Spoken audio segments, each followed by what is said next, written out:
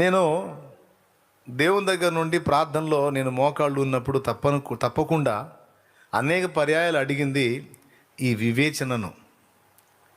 నీ చిత్తం ఎలా నెరవేర్చాలో, నీ సంకల్పం ఎలా నెరవేర్చాలో, నిన్ను ఎలా సంతోషపెట్టాలో,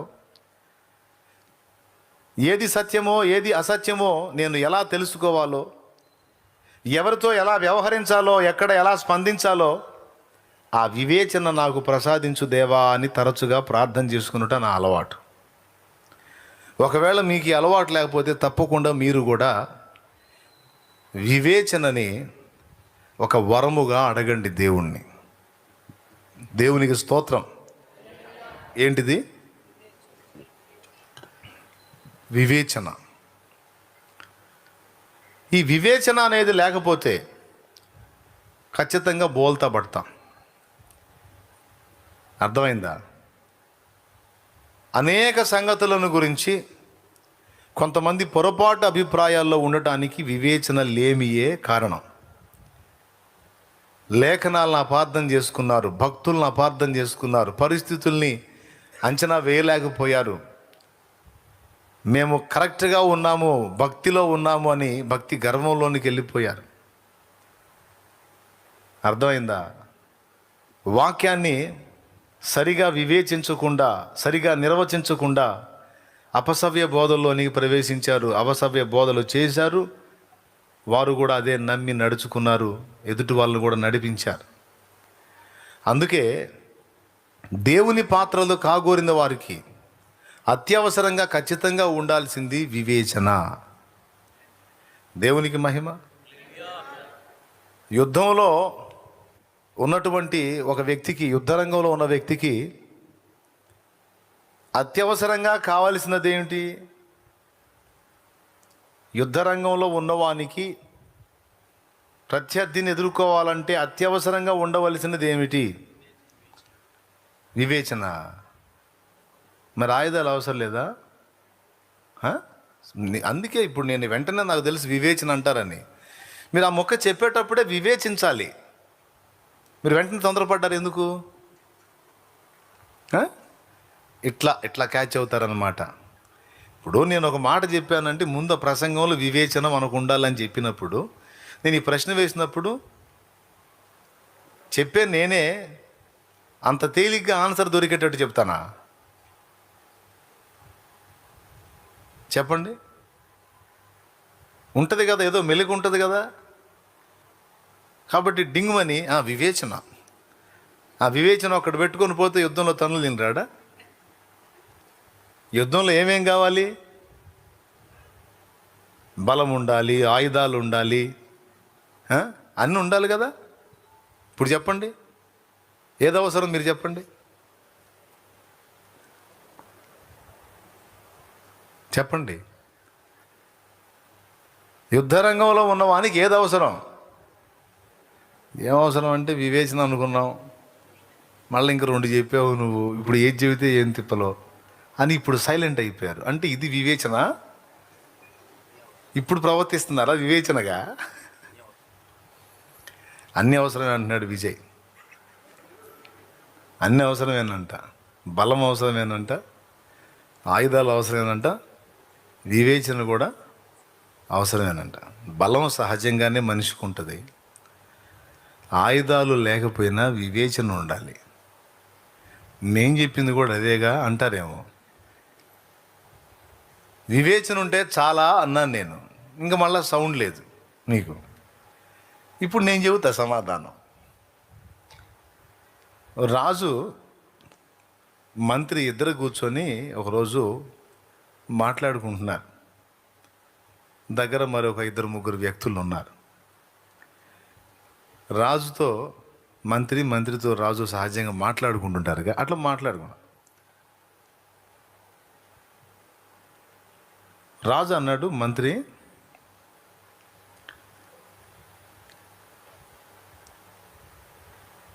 ఆయుధాలు గొప్పవా, వివేచన గొప్పదా అన్నాడు. ఏం గొప్పవి? ఆయుధాలు గొప్పవా, వివేచన గొప్పదా అన్నాడు. అప్పుడు మంత్రి అన్నాడు, వివేచన గొప్పది మహారాజా అన్నాడు. నువ్వు చిక్కావు. వివేచన గొప్పదన్నావు, మరి ఆయుధాలు లేకపోతే ఎదుటోడి చేతిలో తన్నులు తింటాం కదా అన్నాడు. ఏం కాదు మహారాజా, వివేచన అనేది ఉంటే మనం ఏదైనా చేయగలుగుతాం, వివేచన చాలా ముఖ్యం అన్నాడు. రాజుకు అడ్డు చెప్పాడు. రాజు ఊరుకోలా. ఎట్లా? ఆయుధం కావాలి, ఆయుధం గొప్పది, నువ్వు వివేచన అంటావు అన్నాడు. వివేచన ఉంటే ఆయుధం లేకపోయినా పర్వాలేదు మహారాజా అన్నాడు. మన దగ్గర వివేచన ఉంటే ఆయుధం లేకపోయినా పర్వాలేదు. వివేకం, వివేచన. వివేచించటం అంటే ఎదుటివారు వ్యక్తం చేస్తున్న వాటిని ఆలోచించి గ్రహించటం ఒక అర్థం. వివేకం అంటే సమయోచితంగా ప్రవర్తించటం. మళ్ళీ ఇందులో కూడా మార్పు ఉన్నాయి అర్థాలు. వివేచన, వివేకం మళ్ళీ రెండు ఒకటి కాదు. వివేచించటం అంటే ఎదుటి వాళ్ళ నుండి వ్యక్తమవుతున్న వాటిని పరిశీలించి గ్రహించటం. వివేకం అంటే సమయోచితంగా ప్రవర్తించటం. వాళ్ళిద్దరికి వచ్చిన సంవాదం ఆయుధం, వివేకం. మంత్రి అన్నాడు, వివేకం ఉంటే ఆయుధం కూడా అవసరం లేదన్నాడు. అట్లెట్లా కుదిరిద్ది, నేను ఒప్పుకోను దీనికి అన్నాడు. వీళ్ళిద్దరూ సంభాషించుకుంటుంటే రాజుగారి పట్టపుట ఏనుగు, మదించినటువంటి ఏనుగు, మరి అప్పుడు దానికి ఏమైందో ఏమో, అప్పటిదాకా ప్రశాంతంగా వచ్చింది, సడన్గా బెదిరినట్టుగా కదిలి మనుషులను అటు ఇటు విసురుకుంటూ రాజుగారు ఉన్న ప్రదేశానికేసి ఒక్క ఉదుటున రాసాగింది. ఇప్పుడు రాజుగారి వరలో కత్తి ఉంది. అక్కడున్న సైనికులు ఈటెలు తీసుకొని ఉన్నారు. అది ఘీంకరించుకుంటూ అలాగొచ్చేసేసరికి ఏం చేయాలో అర్థం కాలేదు. భటులు దాన్ని ఎదురుకుపోయి ఈటెలు తీసుకొని దాని మీదకి వెళ్ళారు. వీళ్ళు తీసుకున్న ఈటెలు దానికే ఉన్న లెక్క. తొండంతో అటోకొని ఇటోకొని విసిరింది. ఆయుధాలు బుస్ అయిపోయినాయి అక్కడ. ఈ రాజుగారి దగ్గర వరలో కత్తి ఉంది, కానీ ఆ ఈటెల్ని అవతల పడేసి దానికి కత్తి ఒక లెక్క. మంత్రి దగ్గర ఏ ఆయుధం ఉండదుగా. ఉంటే మంత్రి దగ్గర ఒక చిన్న కత్తి ఒకటి ఉంటుంది. కాబట్టి ఇప్పుడు ఏం చేయాలో, రాజుగారు బిక్కదచ్చి నిలబడ్డాడు. ఏనుగు వచ్చేస్తుంది ఘీంకరించుకుంటా. దాని ఘీంకారం, ఏనుగు ఘీంకారం ఎంత గంభీరంగా ఉంటుందో కదా, అలా ఘీంకరించుకుంటా వస్తుంది. తీరా రాజు దగ్గరకు వచ్చి రాజును సమీపించి రాజుని తొక్కబోయేటువంటి టైంలో మంత్రి అటు ఇటు చూశాడు. గోడ మీద ఒక పిల్లి కనపడింది. టపిమని ఆ పిల్లిని తీసుకొని ఏనుగు ముఖం కేసి విసిరాడు. విసిరేసరికి ఆ పిల్లి పెద్ద శబ్దంతో అరుచుకుంటూ దాని ముఖం మీద పడేసరికి కత్తుల్ని ఈటెల్ని లెక్క చేయని ఏనుగు నా మీదకి ఏదో ఇంకొక జంతువు వచ్చి పడింది అనుకొని అది ఒక్కసారిగా స్టన్ అయిపోయి భయపడిపోయి అది వెనక పారిపోవటం మొదలుపెట్టింది. దేవునికి స్తోత్రం కలుగును గాక. హల్లెలూయా.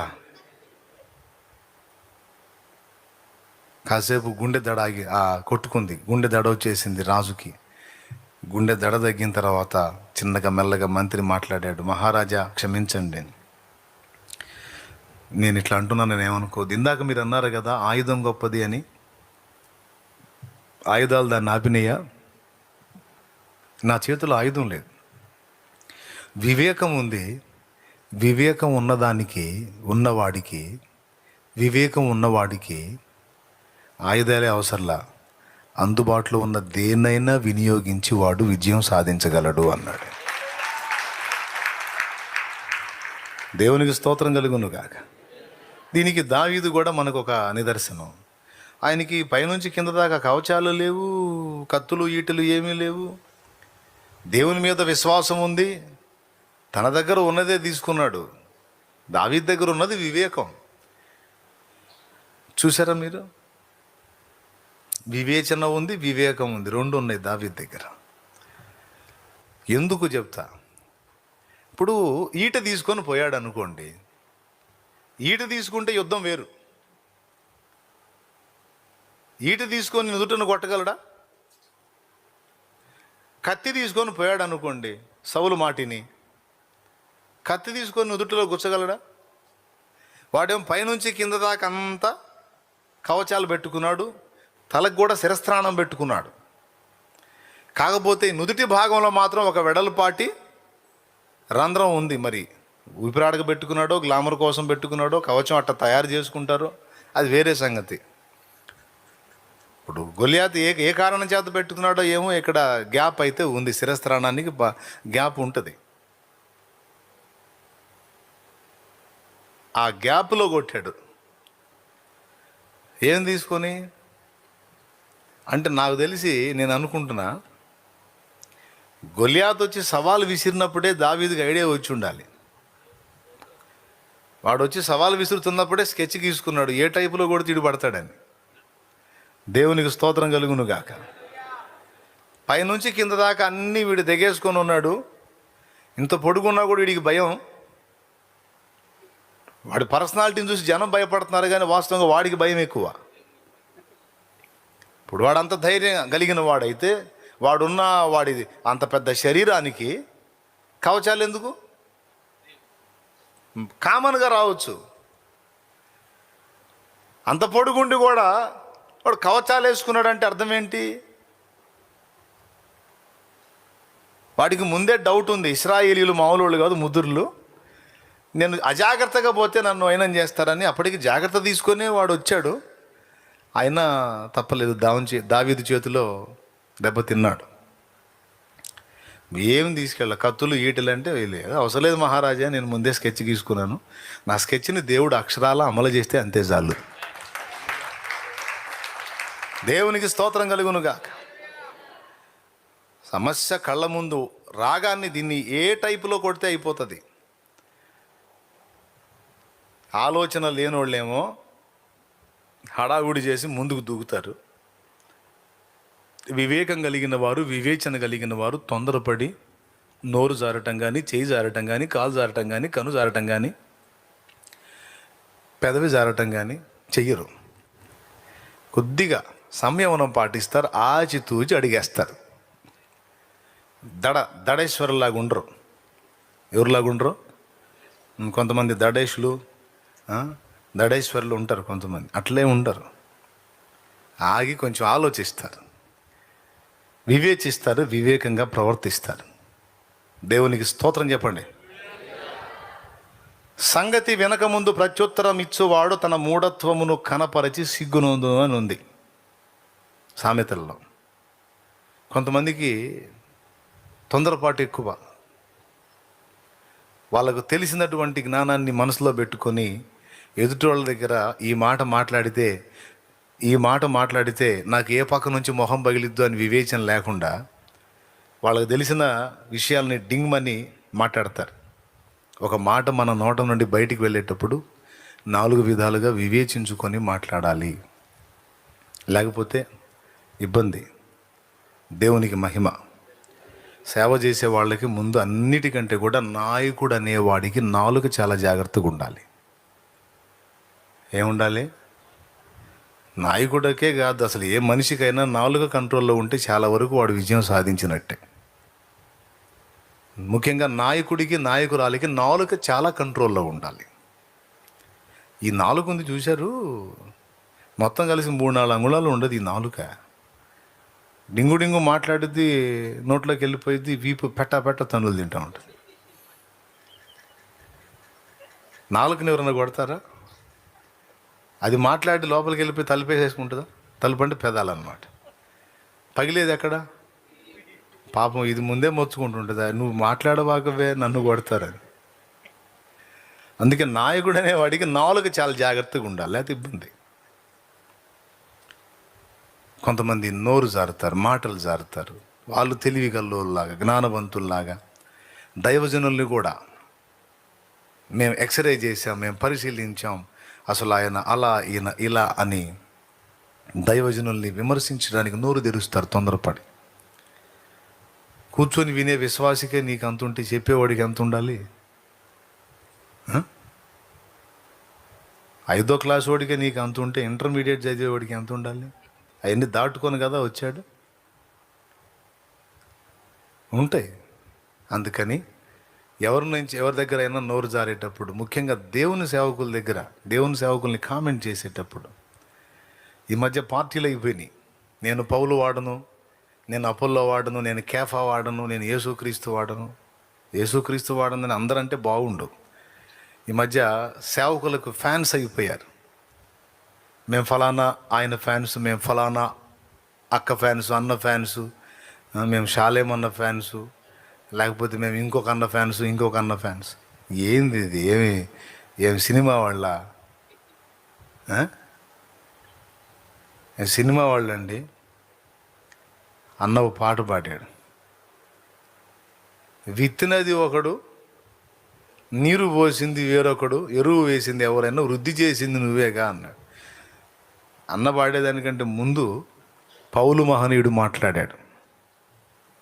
నేను విత్తాను, అపోల్లో నీళ్లు పోశాడు, వృద్ధి కలుగు చేసిన వాడు ప్రభువే. నేను ఏమన్నా సిలువ ఎక్కానా, లేకపోతే అపోల్లో ఏమన్నా ప్రాణం పెట్టాడా? కేఫా ఏమైనా మీకోసం ప్రాణం పెట్టాడా? ప్రాణం పెట్టిన వాడు ప్రభువే కదా. కాబట్టి మీరందరూ యేసుక్రీస్తు వారుగా ఉండాలి.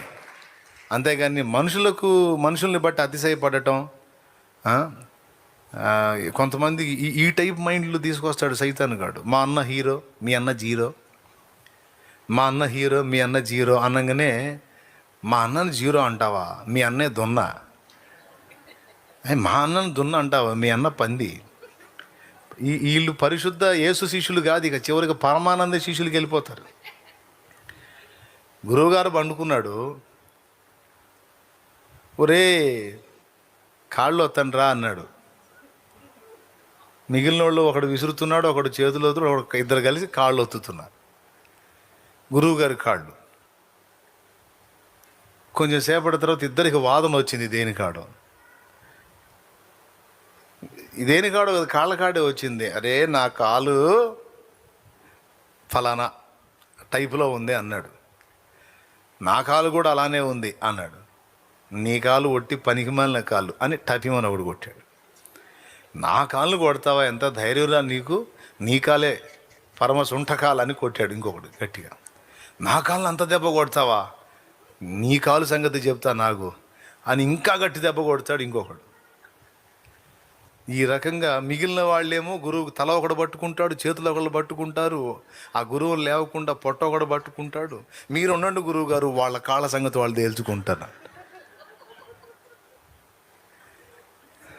అమ్మ వెధవల్లారా, నా కాళ్ళు రావి అంటాడు ఆయన. ఉండండి గురువు గారు, తేలనివ్వండి. చివరికి పచ్చడి బండలు తీసుకుంటారు వాళ్ళు. దేనికి? ఒకటి కాళ్ళ మీద ఒకడు పగ తీర్చుకోవడానికి. మరి వీడి కాళ్ళని తిడితే వాడెందుకు కూరుకుంటాడు? అందుకని వీడి కాళ్ళని ఇరగొట్టడానికి పూనుకున్నాడు వాడు. మిగిలిన వాళ్ళేమో మీరు ఊరుకోండి గురువు గారు, వాళ్ళ సంగతి ఏదో ఫైనల్ కానీ అంటారు. వీళ్ళు లేవనీరు. చివరికి ఇక ఏం చేస్తాడు, స్వరాన్ని ఉపయోగించి, ఒసేవు కాంతో ఎక్కడున్నావు, త్వరగా తావు, నన్ను చంపుతున్నారు వీళ్ళు, నా కాళ్ళు విరగొడుతున్నారు, అయ్యో బాబోయ్, వామ్మోయ్ వాయో అని కేకలేసేసరికి ఆమె పరిగెత్తుకుంటా వచ్చి, అమ్మమ్మ వెధవల్లారా ఏం చేస్తున్నారా మీరు అని ఇక గందరగోళంగా తిట్టి, అంతటితో పోతారా, ఈసారి చెప్తా నాకురా నీ కాలు సంగతి అని పోతా. ఇప్పుడు ఎవరు గొప్ప, ఎవరు తక్కువ? అంత దేవుని తోటలో పనివారం. అందరం కలిసి యేసునే ప్రకటిస్తున్నాం. అందరి హృదయంలో యేసే రాజు, యేసే దేవుడు. ఎవరు ఎక్కువ, ఎవరు తక్కువ? ఒక దైవజనుని క్రమం నీకు నచ్చింది, మరో దైవజనుని క్రమం నీకు నచ్చింది. ఒక దైవజనుడు వాక్యం చెప్తే నీకు నచ్చింది, ఇంకొక దైవజనుడు వాక్యం చెప్తే ఇంకొకరికి నచ్చింది. అంత మాత్రాన నీకు ఆయన మెసేజ్ అర్థం కాలేదు, నువ్వు ఆయన ద్వేషించడానికి వీల్లేదు. లేకపోతే మరొకరు నువ్వు ఫాలో అవుతున్న దైవజనుని ద్వేషించడానికి వీల్లేదు. అసలు ఆ ఆలోచన, ఆ విధానం, ఆ ధోరణే దుష్టుడు తీసుకొచ్చి పెడతాడు ఐక్యత జడగొట్టడానికి. మీరు ఎవరిని తిట్టినా, ఎవరిని గనపరిచినా, దైవజనుల్ని ఎవరిని దూషించినా, ఎవరిని తిట్టినా, ఎవరిని తృణీకరించినా, ఎవరిని తేలిగ్గా మాట్లాడినా, క్రీస్తు శరీరములోని దేవుని ఏర్పాటులో ఉన్న అంగములను, అవయవములనే మీరు తోలనాడుతున్నారు. యేసు శరీరమునే మీరు విమర్శిస్తున్నారని మీరు ఎరుగుదురా? ఎంత తప్పు చేస్తున్నారో తెలుసా? వివేచన కోల్పోయి ప్రభు శిష్యులు పోయి పరమానంద శిష్యులు అయిపోయినారు. మాస్లామణి గారేమో ప్రభు యేసుని శిష్యుడనై, ఇప్పుడు పాట మార్చుకున్నారు మనోళ్ళు, పరమానంద శిష్యులమై అని పాడుకుంటున్నారు ఇప్పుడు. అలాంటి పిచ్చి ప్రవర్తనలో ఎవరైనా ఉంటే స్త్రీలైనా పురుషులైనా బుద్ధి తెచ్చుకోండి, జాగ్రత్త. అతిశయించువాడు ప్రభువునందే అతిశయించాలి కానీ మనుషులను బట్టి ఎప్పుడూ అతిశయపడకూడదు. అర్థమైందా? మనుషులను బట్టి ఎప్పుడూ అతిశయించొద్దు. మనుషులను హెచ్చించి దేవుణ్ణి పక్కన పెట్టే మూర్ఖపు పని ఎప్పుడూ చేయొద్దు. మనుషులు మనుషులే, ప్రభు ప్రభువే. స్తుతి, మహిమ, ఘనత, ప్రభావము పొందనర్హుడు ఆయన ఒక్కడే. ఆయనకి చెందవలసిన మహిమను ఆయనకి చెందేటట్టు మనం జాగ్రత్త తీసుకోవాలి.